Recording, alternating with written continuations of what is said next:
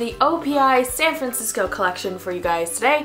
I am really excited about it because it is the first fall collection that I have gotten, as well as the fact that I live in the San Francisco Bay Area. So I was really excited because it's, you know, my area. I have the entire collection, so I have all 12 colors, as well as the 3 liquid sand effects that came with the OPI San Francisco collection. In this video, I'm also going to include photos from one of my friends. I've actually done a nail polish tutorial based off of one of his photos before. His name is Griffin Moon. He was a previous coworker of mine, and he has incredible photos of the Bay Area. If you are a photography fan, just in general, then I totally recommend following him. I will link his Instagram as well as his Facebook page down below. He has some of the most beautiful photos I have ever seen. Of course, it's better because he takes photos of the Bay Area, but in this video, I'm also going to include a photo that kind of coincides with every polish in this collection. He has kindly let me use his photos for this video, but anyway, they're incredible photos and you guys should go and check them out. I have them all in alphabetical order, and I am going to do the liquid sand colors at the end. This collection will come out August, like the first week of August, I think. My local beauty supply store lady, she ordered an extra for me like she always does, so I was able to get the entire collection. It should be available like the first week of August, like at stores like Ulta, for example. The first color is called A-Piers To Be Tan, which is a like medium sort of camel toned color. It is a cream finish, which is like OPI's best formula in my opinion. They do cream polishes super well. Their formulas are always really smooth.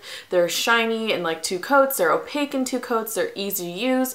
This color is pretty unique to my collection, mostly because I don't wear a lot of brown, especially like this mid-tone sort of caramelly warm tone brown. It's not my favorite color on my skin tone, but if you are looking for a brown like this, then you may want to check out the OPI collection. The next one is called Dining Al Frisco, and it is a shimmery blue with like a silver frost going through it. It's not quite a frost, but it is definitely leaning on that. It is a silver shimmer, and then if you look really close, there are like sky blue micro glitters in them. It's not the most apparent thing to see, especially when you swatch it in swatches. It really just looks like a frosty sort of sky blue. But if you look in the bottle, it's there, and if you look really close to your nail, it will translate a tiny bit. I wish that the sparkles in this were a little bit brighter because I think it would be just a more beautiful nail polish, but it's not a bad polish to start with. This was opaque in 2 coats as well. The next color is called Embarca-dare Ya, which is obviously named after the Embarcadero, and this is a shimmery red. It's like a pinky toned red with a gold shimmer running through it. In the swatch, it definitely comes off. It's a little bit more of a pink than a red, but in the bottle, it looks a lot more red. Essie has a color called Wrapped in Rubies, which is similar to this in the bottle, but the Essie one does swatch to be a little bit redder. But otherwise, I don't have any colors that are similar to this. The gold shimmer isn't completely apparent on the nail either when you swatch it, but it is subtly there, especially in like indoor lighting versus outdoor lighting. Outside, it does look a little bit more of just a shimmery kind of magenta pink type color. The next one is called First Date on the Golden Gate. At the Golden Gate, sorry, and it is a Golden Gate Bridge red color. A San Francisco collection wouldn't be complete without any mention or coloring for the Golden Gate, because it is that kind of iconic rusty red brown sort of color, and the color definitely translates to be very similar to that bridge color. The bridge is a little bit brighter and a little bit more of an orangey, like punchy red. This one definitely has that brown tone, which kind of mutes it a little bit, makes it a little bit more fall appropriate. I like that OPI came out with a red like this and not just your standard oxblood red or kind of classic red cream, and they did sort of a more unique red color. This is unique to my collection. The closest thing I can think of would be some French collection colors like Crepe Suzette, but Crepe Suzette I think is much lighter and a little bit more orange, versus this is definitely a red. And it was opaque in 2 coats. It glided on really easily. There was no fuss to this formula, so that was really nice. The next one is called Haven't the Foggiest, and it is a super metallic foiled silver color, but it's not like a straight bright silver like the Orly one was. Orly has a foil silver, which is much lighter and much more bright. This one is definitely a little bit more grayed out. It has a slight like graphite tone to it, which makes it unique to my collection again.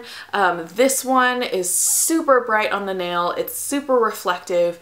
I like that slight darker sort of like titanium sort of feel to it, and it's got a good formula. It's not too thin. I used 2 slightly thicker coats of this and got an opaque finish, and it looked really cool on the nail as well. This one is called I Knead Sour-Dough, and knead is spelled like kneading bread, and I really like this color. I didn't think I would like it in the bottle. They definitely named this after the Boudin bakery and the famous San Francisco sourdough thing. In case any of you didn't know, Boudin, which is, I guess it's a chain now, but it's a famous sourdough bread company, was founded in San Francisco. In the bottle, it looks like sort of like a browny, mauvey, shimmery red. The base of it is definitely kind of like a reddish brown, a muted reddish brown, and then there's a lighter sort of mauvey red shimmer running through it.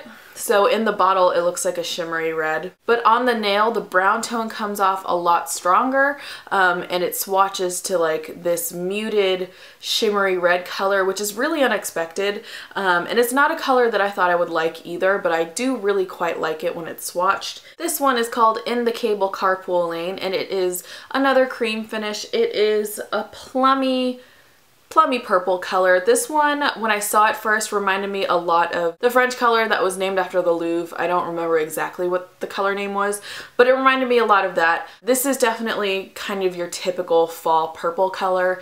It's got a warm like berry tone to it, but it's a little bit darker and a little bit more muted. It's not like a bright purple for the fall. Revlon's Bold Sangria is basically this same sort of color. If you're looking for a color similar to this, they're not exactly the same. I think this one is slightly warmer, but it's basically the same color. It had a good formula. Again, the OPI cream finish. It was opaque in 2 coats. It was pretty easy to use, so I don't have very many complaints about it. It's just not the most unique color, especially in the fall. This one is also another favorite from the collection. It's called Incognito In Sausalito, and actually the city of Sausalito is like a 5-minute drive from where I live. It's like 5 minutes east, like southeast of where I live, and it's just known for its like beautiful ocean view and view of the city, and it has actually one of my favorite restaurants is there. But anyway, this is a dark cream blue color. It's got a slight teal tone to it, so it's a little bit more of a green blue. It's not like a green blue, but it's also not your standard navy color.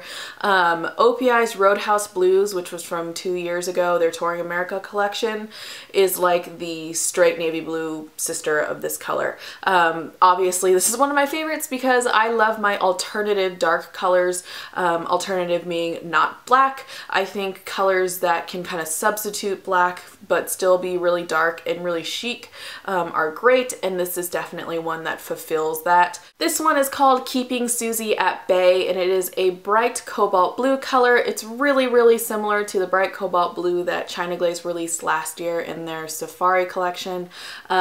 This is not a surprising color for a collection for the fall, as well as it's not the most unique color again either. It's like also super similar to Dating a Royal though, so it's kind of like a color I don't know why OPI made, because they have Dating a Royal, which I guess is slightly lighter than this, but it's essentially the same color, especially when almost every other brand has a bright cobalt blue cream as well. So not a color that I thought that like OPI would make for a fall collection, especially last year, after last year when this color was huge. So kind of disappointed in OPI for making this color. I feel like they could have made so many other colors to represent San Francisco. But I mean, they have to think of it as like a comprehensive fall collection, so I understand why they did it. And the formula isn't bad. It's not a bad nail polish. It's just kind of a color I wish they had not made and made a different color instead. This one is called Lost on Lombard, and Lombard Street is the most like curvy road in the world, I think. I think it's still like the most curvy road in the world. That's what they all tell us when we grow up anyway around here. But anyway, this one is like a dark old brick red sort of color. If you look at like brick buildings and like they're clearly aged, it's that type of red. So it's not a bright red like the Golden Gate color was. It's definitely much darker and a little bit more sultry. This is also a cream finish. This one finishes to a slightly sort of winey tone as well. Not like complainy, but like a wine tone to it. This one is called Mirror Mirror on the Wall, and not spelled mirror, but as in John Muir or Muir Woods, and Muir Woods is actually like 5 minutes in the other direction of Sausalito from me. The Muir Woods, by the way, if you are a Star Wars fan, Return of the Jedi, all those Ewok forest scenes were filmed in Muir Woods. George Lucas and like Skywalker Ranch are actually like 20 minutes from where I live. He lives in the Bay Area as well, and I actually see him once in a while. But that's where Muir Woods is where that part of the film was filmed. So this one is named after John Muir and Muir Woods. Tangent aside, this is a dark shimmery red color. OPI's Every Month is Oktoberfest is kind of like the purple version of this color. Or I guess this is like the red version of Every Month is Oktoberfest. Every Month is Oktoberfest is like a dark, really dark color with a purple shimmer running through it. It's actually, I think, a dark purple base, and there's a little bit of a red tone, so it looks really deep and really unique. It's definitely a unique color. And this is sort of the same idea in a polish.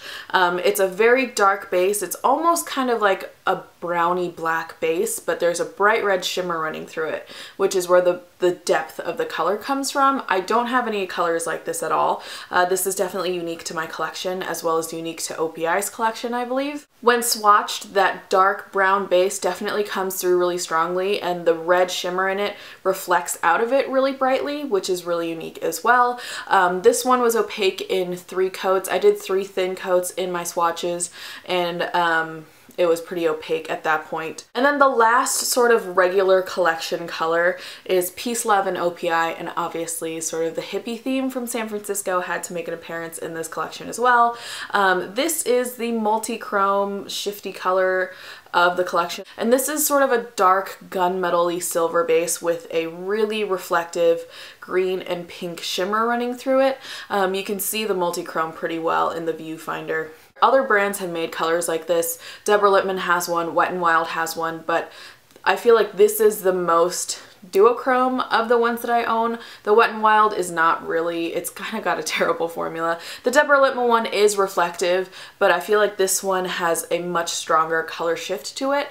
This one was opaque in 3 coats as well. And then I have the 3 liquid sand colors for you, just to recap again. Liquid sand is that huge trend this year of that sort of gritty, sand-like finish on your nails. Honestly, I only purchased these 3 because they were the San Francisco colors, and again, I felt kind of obligated to because I live in the Bay Area, but I wasn't really even planning on getting these either, but then I just ended up doing it. This one is Alcatraz Rocks, which is what I actually have on my nails right now. It is a really, really glittery, dark, sort of bluish purple base with gold and pink glitter in it.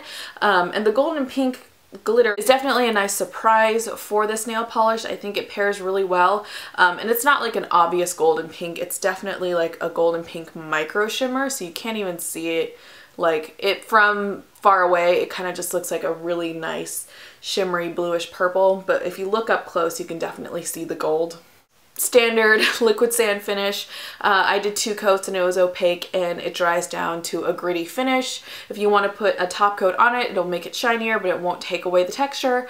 And I think that, again, the glittery versions of these finishes are much, much prettier than the non-glittery versions, which the other 2 in this collection are the non-glittery type. This one is called It's All San Andreas' Fault, and San Andreas' Fault is the fault line in California, which is why we have so many earthquakes. It is a just taupe cream type of liquid sand color. From far away, it's right there. It does look just kind of like a taupe, but as you get closer, you can see the texture, and it just looks kind of weird when there's a texture without that glitter in it. Especially this color, it definitely looks kind of just like sandpaper on the nail. I understand the theory behind this being really chic. Deborah Lippman, by the way, is coming out with some of these colors, and she has matte or like non-glittery formulas of this texture. I understand the theory of this color and the finish being really on trend and chic, but it just doesn't translate that way, especially at least for me. I know some people may totally like the matte finish and want this color, but for me it just doesn't translate that great. It looks like sandpaper on your nail. And then this one is called Wharf, Wharf, Wharf, and it's basically the same color as Keeping Suzy At Bay. It's just the texture finish. And again, from far away, it just looks like a blue nail polish, but up close you can start to see the texture, and this kind of just looks like speckled paint on your nail, like house paint that has texture on it on your nails. This color is definitely much better than this one was, but it's still, I think the glitter is really what makes this texture unique, and without the glitter it just looks a little strange. It doesn't look that appealing, and it just looks unfinished and clumpy on the nail. So I'm not a big fan of these two. I definitely think Alcatraz Rocks, if you want to get more textured polishes, Alcatraz Rocks is totally worth it because it is a unique color. But these two are definitely just feel like obligation purchases for me. So yeah, that is my full super in-depth review and swatches and overview of the OPI San Francisco collection. Again, this is the fall 2013 collection for OPI. It should be available near you at like Ulta, for example, in the first week of August. Some salon stores or beauty supply stores may start carrying it earlier. If you guys like this video, please give it a thumbs up, and I would love to hear your thoughts and comments on them, so please leave it a comment down below. If you haven't already subscribed, welcome to my channel, and subscribe. It would make my day. And yeah, I hope you guys are doing well.